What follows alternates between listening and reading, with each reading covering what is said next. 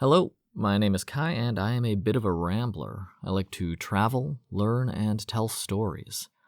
And today, I have some stories that I don't know if they'll be as much fun as the last ones about my weird couple roommates that I lived with, but they're interesting and weird. If you remember the first story, it was about how enthralled they were by the popcorn maker and my weird Western need for privacy, i.e., not changing in public. And again, I want to emphasize that these are not bad people, they're just pretty strange people. And are the reason they were my first and only roommates in China. I didn't room with anyone else after that.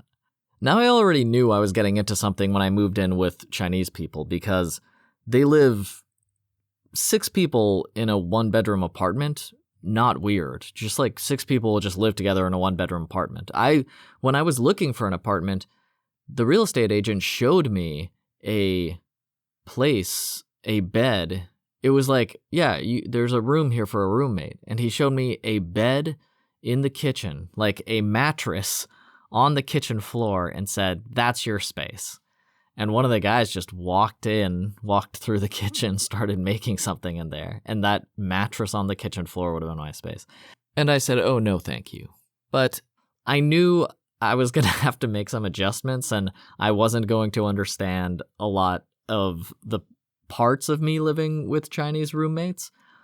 But after I made it clear, no, I want a traditional room in an apartment, I found this place with these people, and I walked in, I was like, oh, not super clean, not crazy dirty, not really dirty either, just cluttered. Every single piece of the walls, was 3 deep in cardboard boxes or a spare chair, or just, it was very cluttered when I walked in, and I was like, oh, I wasn't exactly Mr. Clean or Mr. Organized, but I don't like clutter that much.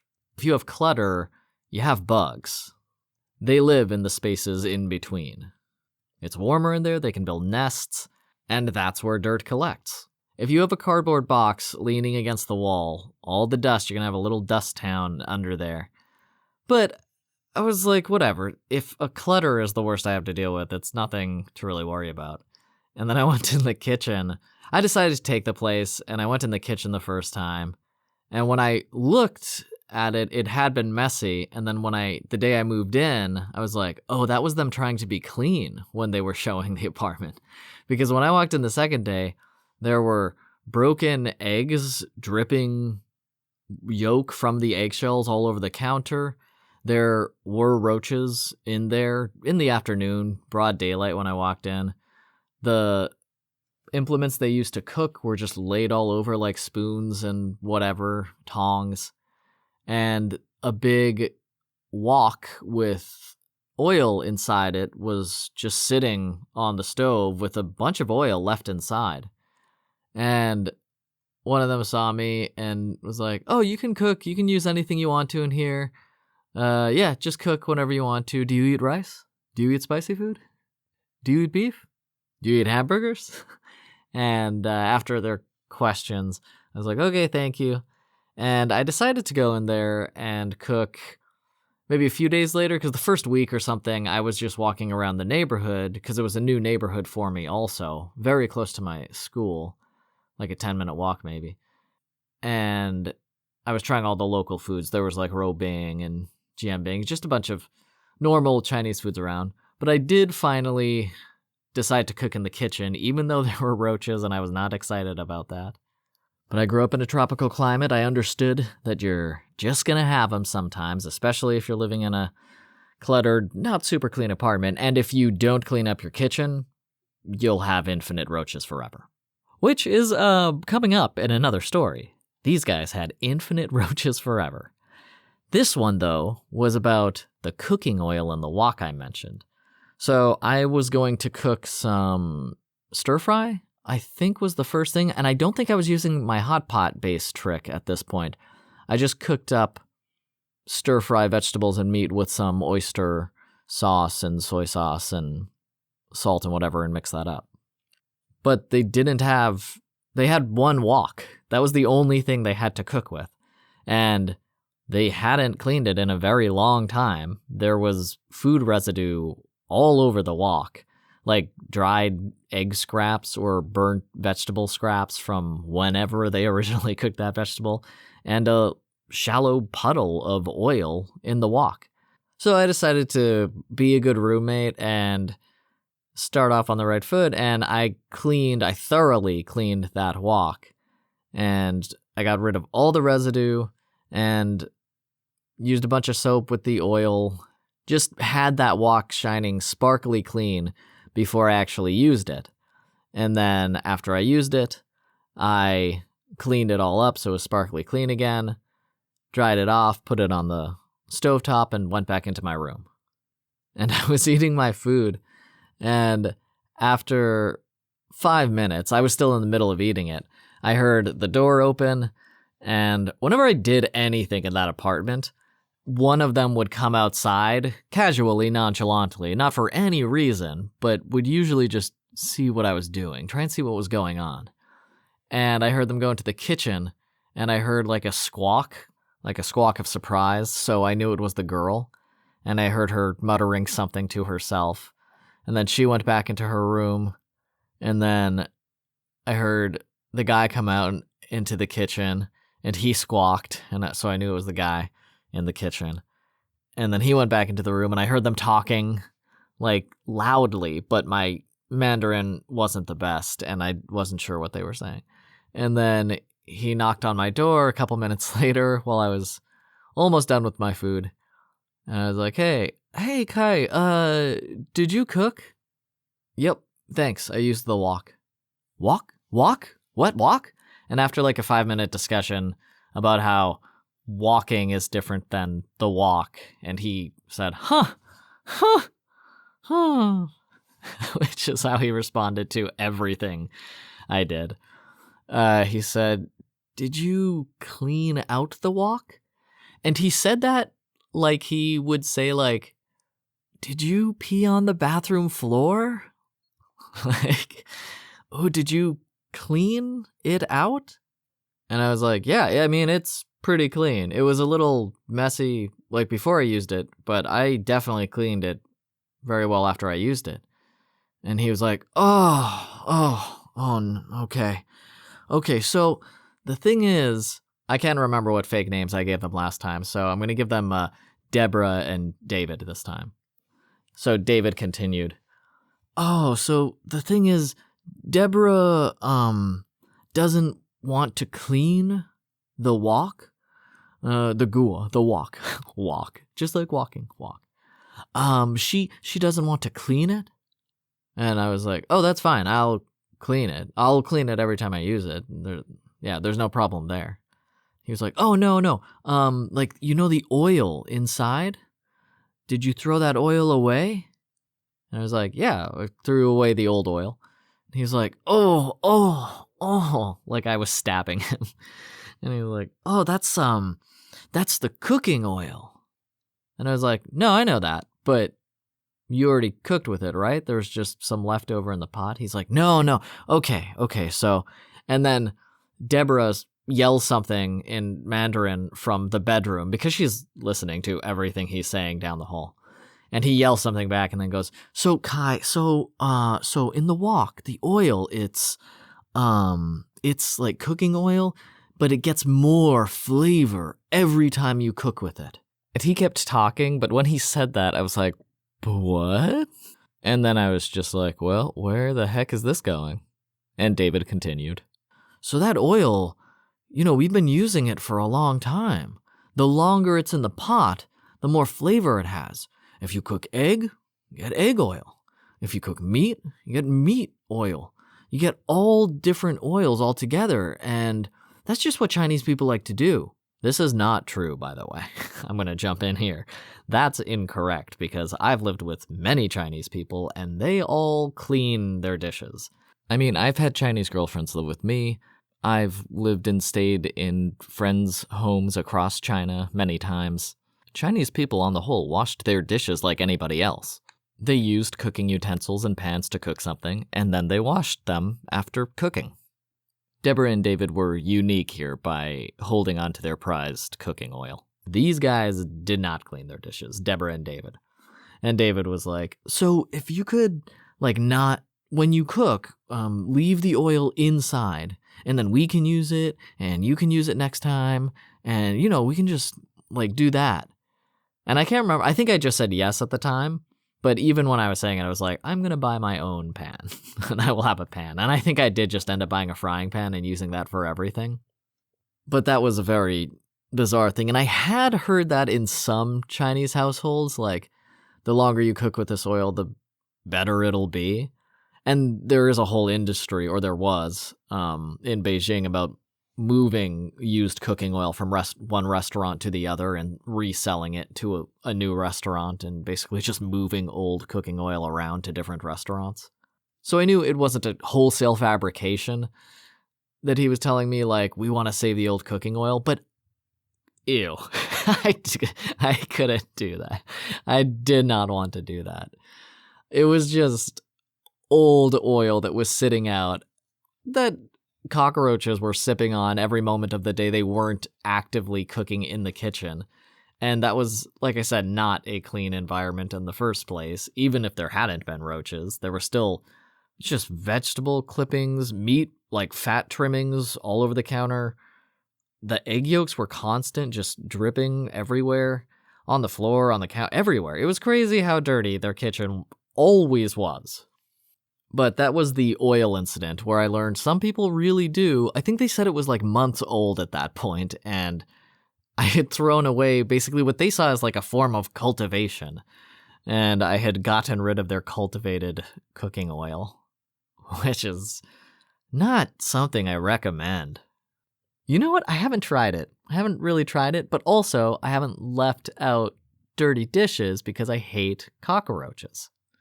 So I'm not going to try that. Maybe if I'm living in northern Sweden and it's -15 all the time, maybe I'll try that and see what they're talking about. Because I like a good experiment. But not in any place where roaches could smell 3-month-old cooking oil soaked with tofu, egg, and fat essence. David always wanted to spend time together because he was excited about learning English, and he told me that, we should definitely spend more time together. You can just teach me English. And after he said that a few different times, I told him, well, that is my job, so I don't want to do it in my free time also. We can spend time together sometimes. You and me can just go get dinner or something, but I don't want to formally teach you English. That's a lot of time investment for me. And like I said with the popcorn story, he would come into my room if he would ever get the opportunity. He was very hovery. They were both always trying to spend time with me and practice their English or whatever, just mark themselves with prestige for spending time with a foreigner, which was a very common practice in China. This is my foreigner friend. And one time I was going to my favorite sports store, Decathlon, and it's a good hour-plus bike ride away from where I was. In the sort of center of the city, there was a big maybe 45 minutes in the northeast, and I want to try my bike up there. And I was out the door when David rushed out of his room and was like, hey, where are you going? And I told him I was going to Decathlon. He says, I can go too. Let's go together. And I said, oh no, I like to listen to podcasts by myself when I ride. He was like, no, we should talk. You and I should talk. We can talk. We'll be better friends. It'll be better. And I was like, I'd rather go by myself. And he was like, no, we'll go together. Wait, I'll get my stuff. And we hadn't really hung out at all, so I figured I'll give it a try one time. And he came out several minutes later. I'm just waiting for him. And then what is usually a fairly leisurely and enjoyable bike ride, because I'm just listening to an audiobook or a podcast on the way up and getting some exercise, turned into David screaming at me from his bike over the traffic and me having to respond to, do you like spicy food? How long have you been here? Do Americans eat pizza? Only pizza, right? No other food. Like, just the most fundamental questions over and over for 45 minutes, all the way up to the store. And then more questions as we walked around the store. And after 10 minutes, I was like, well, time to go back. And on the ride back, the same questions until we finally got back. And then when we got back, David said, that was so much fun. We have to do that again. Like, what a good bike ride. Like, it was such a great time. I was like, that was pretty good. Usually I ride by myself, though, because I listen to audiobooks. So if I have time, I will tell you on another bike ride. He was like, good, tell me. Definitely tell me the next time you ride a bike. And I said, well, like I said, I'm probably going to be listening to audiobooks because I do that a lot. But when I do have time, I will tell you. And I, spoiler alert, never did. But I did, I think, go to dinner with him a couple times or something so he could get some FaceTime in. But that was the longest I was ever forced to spend with either of those roommates. And I made sure to never put myself in that position again. I think he did try and go on a bike ride again after, and I was just very firmly explaining that no, I will go on this ride by myself. Another strange occurrence happened with their washing machine. It didn't work, and they knew that and didn't want to fix it. And I was like, well, maybe you should fix it. How long has it been broken? And they were like, well, it's not really broken. Like, when you turn it on, it makes noises. It just doesn't wash clothes like good. And I was like, okay. That sounds kind of broken because it's only for washing clothes. That's what the whole machine is for. Like, if you turn it on and off, if you can't use it to wash clothes, then it's broken in some way. And David was like, I guess so. Well, we just don't wash our clothes as much these days. It's like, oh, how long has it been broken? It was like 18 months it's been broken. It was like a long time that it hasn't been working. And they were like, we've been meaning to get a new one. And they got a washing machine repairman in. And I ended up helping him repair the washing machine. And it worked for like a week, and then it broke again. Because the guy just opened it up and cleaned some stuff and cleaned literally 100 roach corpses out of the bottom that were like gumming up the gear so it couldn't turn the drum. And that's what was wrong with it. There was just like too much dead roaches in the bottom of the washing machine. I don't know how maybe I washed my clothes in other places, maybe my girlfriend's house at the time. I'm really not sure how I got past that. But the washing machine was another distressing encounter with a startling amount of cockroaches in a very finite space. So this doesn't get better, the roach situation, and this episode is not as uplifting and fun maybe, but it is gross and weird. So moving on from the washing machine cockroaches, one of the craziest things I have ever seen in life was actually partly my fault. I mean, for living in a cockroach nest, but also for not washing my popcorn bowl.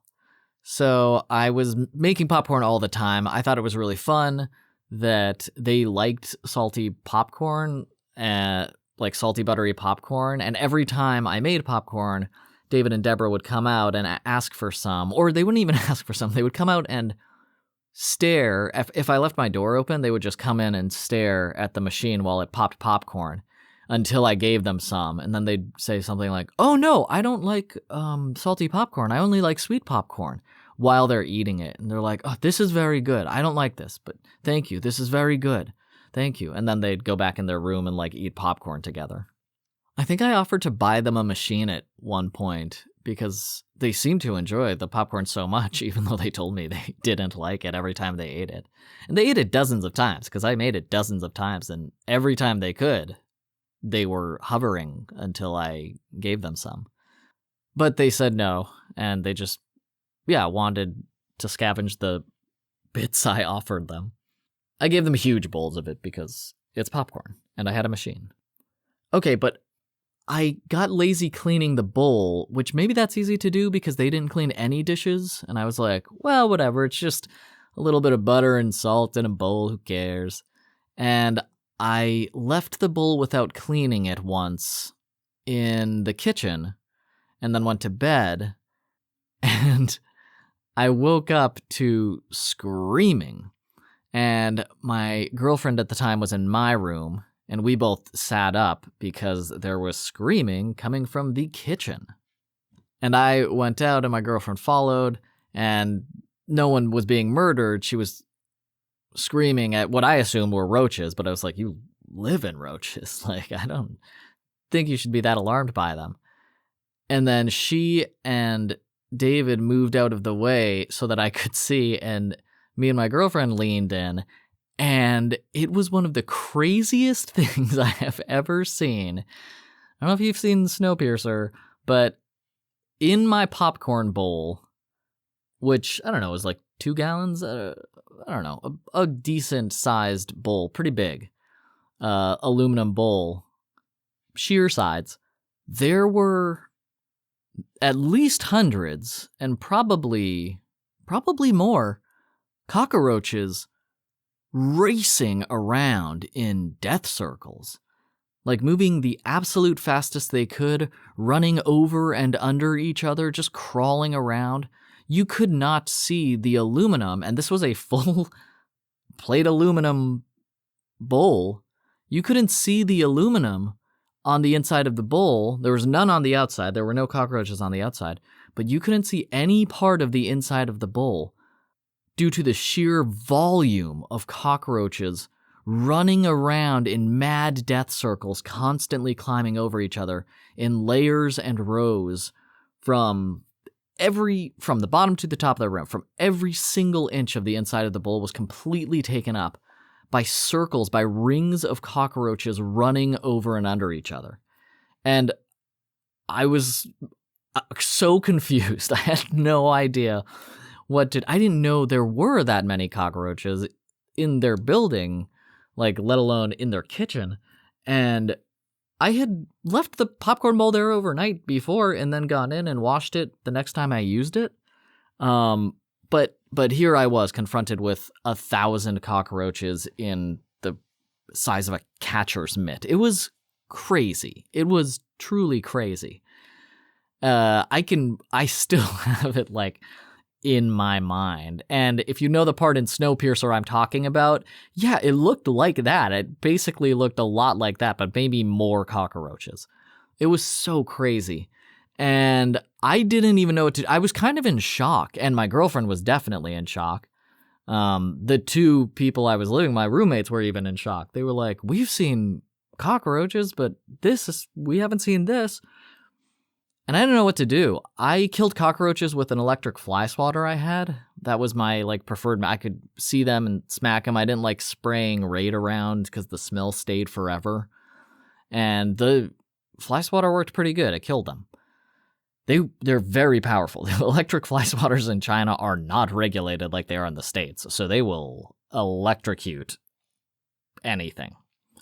And I was like, I guess, and I went back to my room and grabbed the electric fly swatter. I picked up the bowl. I went over to the bathroom, and I poured the cockroaches onto the tennis racket fly swatter that I had, and I shocked 100 of them, 200 of them, but there were who knows how many hundreds of them, and they fell over and into the toilet and onto the floor and just ran away everywhere, and everyone screamed and ran away, and I just dumbly in shock kept pouring them until there were none left in the bowl. And I killed, like I said, hundreds and flushed it, and the others ran away. And I was like, well, they live in the walls anyway. Go back to their communities. And that's how I discovered the sheer volume of bugs in that apartment. And that's how I first ever heard about insect death spirals, which are a real thing, and they'll just run in a circle until they die. And they gather, like, the whole colony together and just run around in circles. And that was happening in levels and rows in my popcorn bowl, which I cleaned for an absurd amount of time afterwards, outside and in.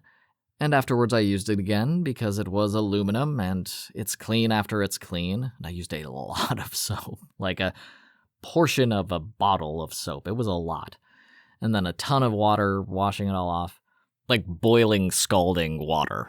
Gallons of boiling water cleaning that bowl. It was cleaner than it's ever been, but I never left the bowl in the kitchen overnight again, and I never made popcorn without cleaning the bowl afterward. Because my room was the only place in the house that didn't have roaches, because I killed them as soon as they showed up. And I kept my room clean. I swept it a lot. I even mopped the floor. I didn't leave dishes in my room overnight. So I figured I had eliminated the roach problem completely from my room. Or hoped. I grew up with roaches. I know that wasn't possible, but my situation was better because there weren't roaches everywhere like there were in the rest of the apartment. Turns out I was wrong. They did have a hiding place in my room, but if you walked into the apartment, anywhere you walked, there were just roaches moving around.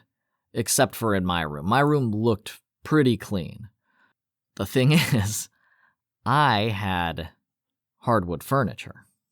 And my school, I may have mentioned in the Korean visa episode, was pretty bad finding housing for new teachers.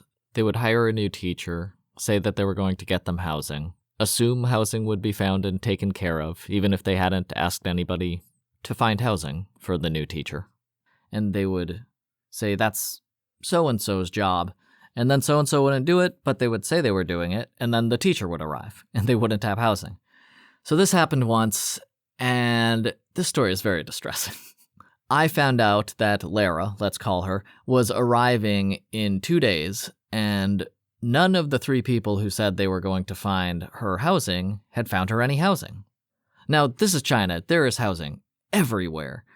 And I didn't understand why they didn't just get her a hotel, but they decided to get her an apartment instead, and they needed a couple days transition to get the lease for the apartment. I don't know, they were probably trying to save a couple dollars by not buying the hotel room, which is absurd considering how much money we were pulling in, relative to the cost of living and how much money they were wasting with the school every day anyway. But in any case, the other co-owners of the school who said they were taking care of this housing situation for the new teacher didn't have a place for her to live. And I said, hey, look, why don't I just give her my room with these people? I keep it pretty clean. They're kind of crazy, but she can live there for a weekend. And then you can get her the lease. She'll move in on Monday. And she was only going to stay there Saturday and Sunday. So I was like, well, that's fine. I'll clean everything. I washed everything, put on new sheets, moved all my stuff out to a new apartment that was adjacent to one of the schools we had in Beijing. And boom, problem solved. It was good. And they were going to get the lease for Lara in a new apartment, and she could just stay in my place for the weekend with this couple in Cockroach Town. I thought I had done a pretty good job. And my room was clean. I never saw a cockroach in there. After like the first week where I did a deep clean. But just in case, I bought bottles of Raid for Lara when she showed up. And I introduced her, I showed her some food she could get in the neighborhood and all this, and then I took her up to the room. I introduced her to my roommates. I said, this is Lara, she'll be staying here. So nice to meet you. Then we went to my room and I showed her around. I showed her the bed. I lifted up. I was like, their kitchen is pretty dirty. I keep this place pretty clean. So you can see the bed, it's clean. I opened all the closets, which were completely clean. I had wiped everything down. And then I went to the desk that I work on, this big hardwood desk, and I said, and if you do, see any cockroaches, in the kitchen or whatever, I did buy you a can of Raid, so you can just use it. And again, this is just the weekend. These people are kind of strange, but you'll be in your own apartment by Monday. And she was like, oh, thank you so much. Yeah, I was surprised they hadn't figured that out already. And I was like, yeah, they're not. I just didn't realize you were coming today, or I would have made sure we had the apartment ready before you arrived. But I've been living here for a few months. I have another place now. You can live here until the apartment is sorted, which should be in about 2 days, because it was Saturday and the lease would be ready on Monday. And she was like, okay, great. Thanks for the Raid. And I was like, yeah, I just bought it. Let me just check. And I shook it and sprayed a little bit on the back of the desk. And a little puff came out, and I was like, oh, good, it worked. And when I did that, I started to say, oh, good, it works. And a legion of cockroaches flooded up from the back of the desk. Mostly small ones. Maybe that's why I didn't see them, or maybe they were like staying nestled in the back of the hardwood. But hundreds of them streamed up suddenly onto the top of the desk. And I was like, what? And I just sprayed and killed them all. And then we had a desk of dead cockroaches. Probably dozens, but if you see dozens of baby cockroaches, it seems like there are hundreds. And sure, they were all dead in a matter of seconds, but that was Lara's unfortunate introduction to China. And she wasn't as put off as you might expect. She was like, that is crazy. That's too many cockroaches. And I was like, I know, I've literally never seen them before. This is insane.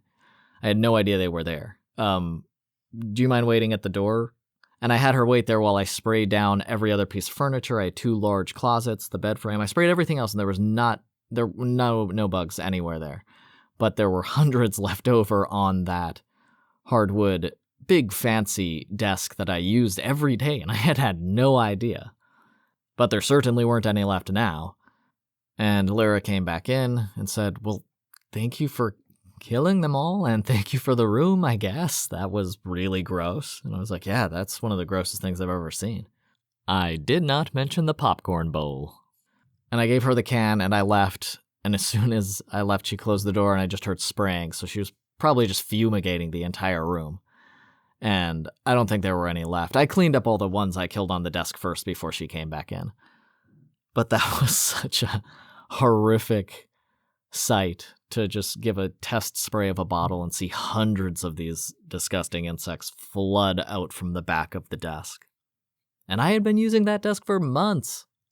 Anyway, good on Lara. She didn't last long. She was a really bad teacher, turned out.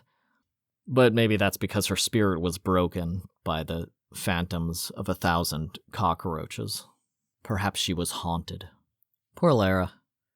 I always felt bad for her because she was such a bad teacher, but she really didn't try at all.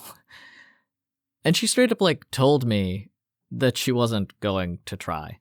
After a couple weeks of her not doing great at teaching and me trying to give her pointers and help her get better, she was like, look, man, the kids don't care. They're not going to learn anything anyway. And when she said that, I was like, oh, that's a problem. Because they do learn very well. And the quality of your teaching, you have to have at least some minimum so that they will learn. You have to care at least about teaching the kids. And she clearly didn't care. So she moved on after a while and went to a school that cared less about teaching the students. But I can't help but thinking that cockroachy introduction killed her spirit in some fashion. Also, real quick, Lara dressed like a hobo, which I thought was super cool. She showed up in fingerless gloves and a Portland, Oregon weed beanie, and she looked cool, but she said she loved teaching and was really excited to learn the whole process and all this stuff, and then was not interested in the profession at all. Or the students. She wasn't interested in the students. She just wanted them to be away from her and not bothering her. But back to my mad couple. So something I didn't mention in the first, or any of these stories, is that they were screaming at each other a lot. This couple fought a lot. And this is not in any way uncommon, especially in Chinese relationships. They tend to scream at their partner until their partner surrenders, which never happens because they just keep screaming, both sides. So they just scream at each other until one gets tired or leaves or takes a shower. And then when they go back in the room, they pretend nothing has happened until the next time screaming is scheduled to begin. So these two are screaming at each other all the time. And I got a private student to tutor. And when I had my private student over, I asked them, hey, when my student is here, can you guys not scream at each other so much? Because it looks pretty bad that I'm teaching in a place where you guys are yelling at each other in the hallway. It's not very comfortable for the student. If you guys have to argue, can you argue in quieter voices in your room instead of in the hallway? Just until my class is finished. And David was like, oh, yeah, of course. I'll talk to Deborah. And I told Deborah also separately, and she was like, definitely, definitely, definitely. And then I had class with Moira. I legitimately can't remember her English name that she chose for herself. But I had this one, like, high school student, and we were studying literature and whatever in English literature. And from outside the room, the door was closed. I heard screaming start, and I could tell it was from their bedroom down the hall, and their door was closed. And I was like, at least they're in there, and they're like kind of quiet. And then they opened the door, went into the hallway, started screaming at each other from the hallway, and I had to open the door and be like, hey, David, Moira's here right now. Can you do that? Can you like keep it down until she's gone? Like 30 minutes. And he's like, oh yeah, sorry. And he goes back into the room, and I hear him in Mandarin going, he's teaching right now. Why are you screaming so loud? And they did keep it down like a little. They were just like furiously mumbling at each other while they did that.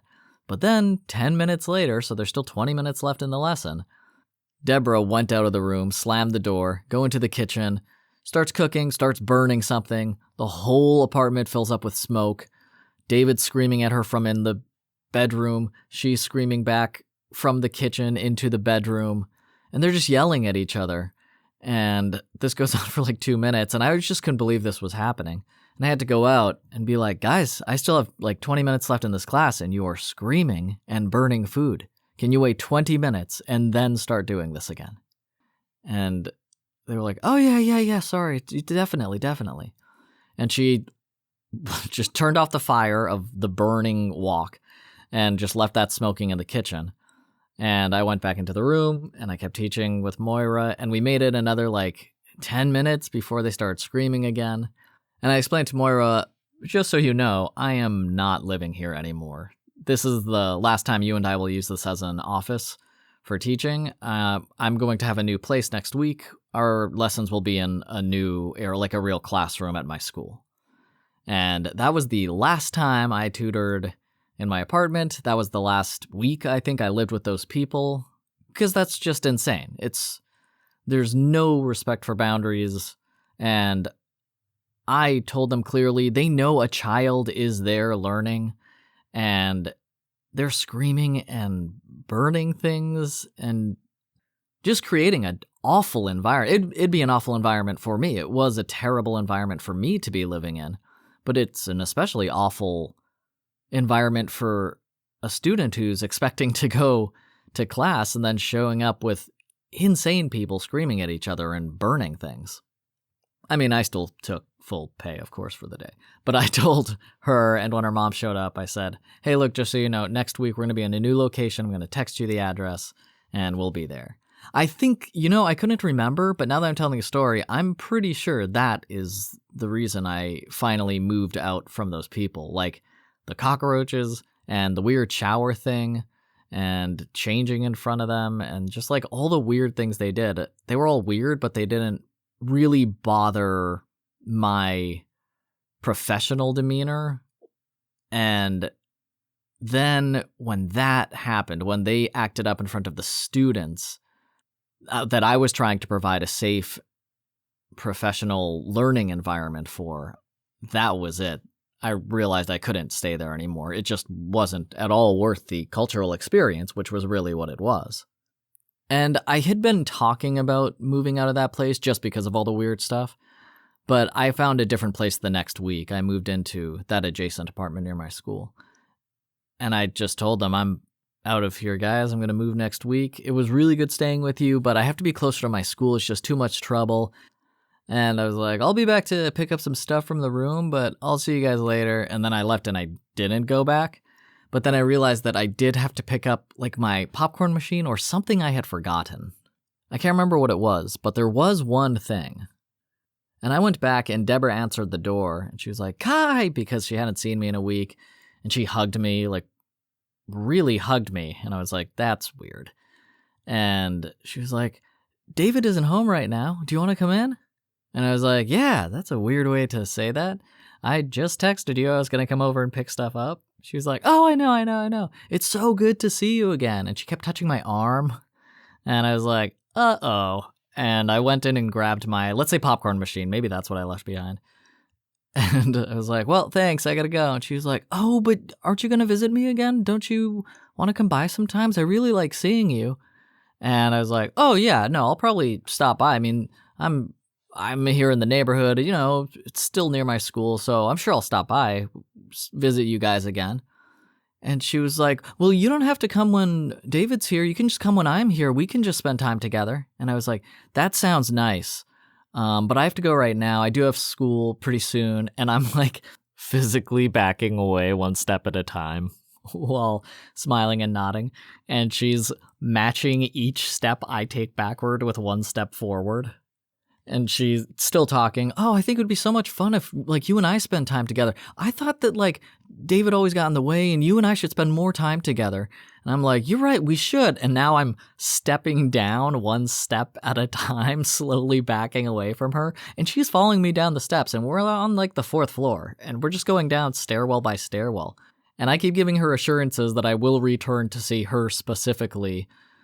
And she keeps asking for more until we get to the bottom, and I'm out and I'm walk over to my bike, and she runs out of the threshold and grabs my arm and says, do you want to spend time together now?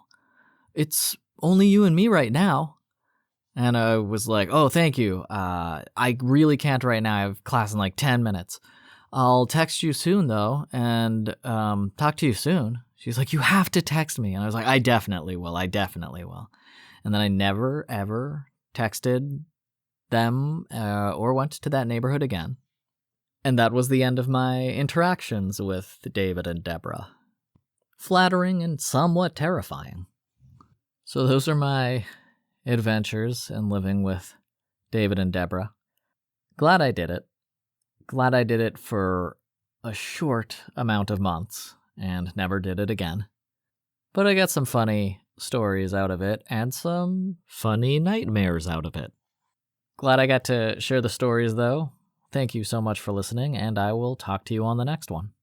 And out of regard, because I'll probably never get to make this funny sound again for David's strange exclamation at his disbelief in anything I did, I'll close this out with, huh, huh, huh.